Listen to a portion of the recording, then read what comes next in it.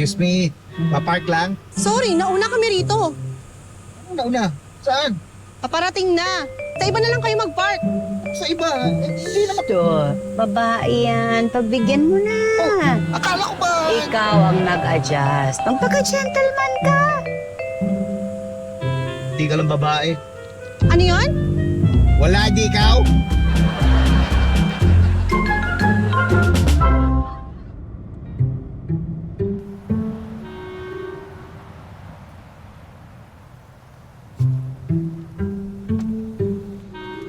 Apa po?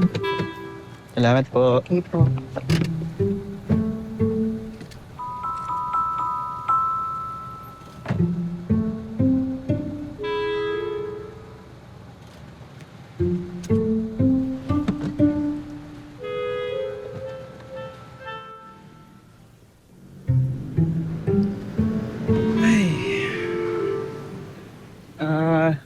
Kailangan niyo po ng jack?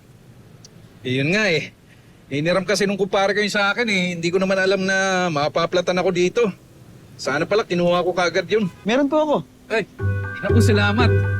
Eh, bahala ko pa man din na i-drive ito hanggang doon sa susunod na gas station pero naisip ko, delikado ano? Naku, malayo-layo pa po yun.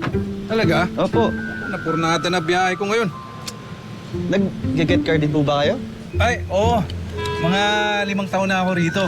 Dati kasi taxi driver lang ako. Tapos lumipat ako dito pagkatapos ng pandemic. Eh, ikaw? Get car ka rin ano? Oo, Chito po pala. Delphine, ilang taon ka na sa get car? Bata ka pa. Di po, wala po lang talaga akong bata. Dahil siguro maliit ka kaya mukha kang bata, ano? Mang Delphin, may extrang gulong naman po siguro kayo dyan, no? Meron. Dito sa likod. Ay, ako na po kukuha sa magpapalit. Eh, sigurado ka ba? Opo. Eh, hindi ba nakakaya sa'yo? Mabigat yan. Baka po hindi na ako lumaki. Hindi, baka sumakit ang likod mo. Pero baka hindi ka na nga lumaki.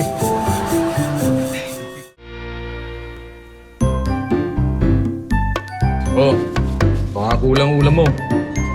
Kumuha ka rito, gawa ni Mrs. Adobo. Uy, adobos. Uy, salamat po. Naku, ako Sige dapat po. nagpapasalamat sa'yo. Sana kagaya mo rin yung anak ko.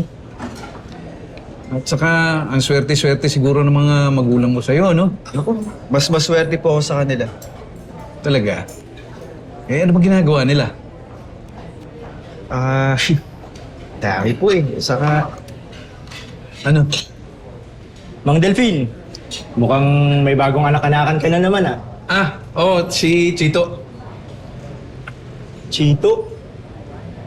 Di ba ikaw yung anak ni Pepito Manaloto? Pipito Manaloto, yung yumaman sa loto. Siya nga. Yung maraming negosyo at milyonaryo na idol ko. Yun nga.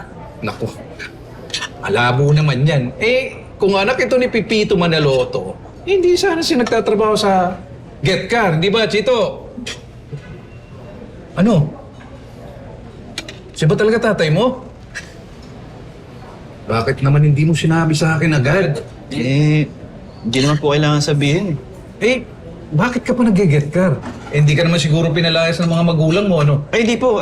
Gusto ko lang po talaga kumita sa sarili kong pera. Kaya idol na idol ko tatay mo eh. Ang galing niya sa pagpapalaki sa'yo. Salamat po. Pero hindi ka pa rin lumaki ng gusto eh. Kaya man, palabiro talaga tong si Mang Delphine.